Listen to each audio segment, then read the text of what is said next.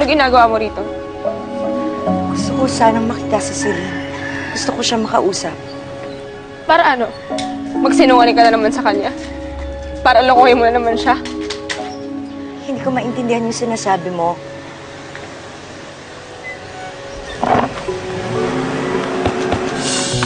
Ano ba? Nananadya ka ba?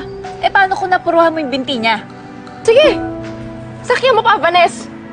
Galingan niyo pa yung acting ninyo! Eh, hindi ko maintindihan, darling, bakit mo sinasabing nag-a-acting ako? Sinungaling ka? Kayo ang sinungaling. Ano ba yung sinasabi ninyo sa anak kong si Celine Bettina, ha? Gusto ko siyang makausap. Gusto ko magpaliwanag sa kanya. I want her to hear my side.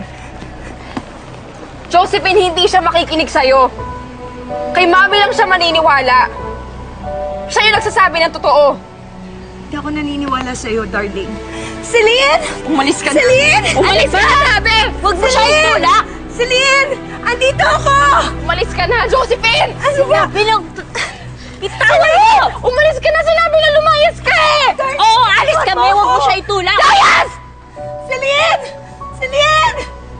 Anak! Sinabi na lumayas kayo eh!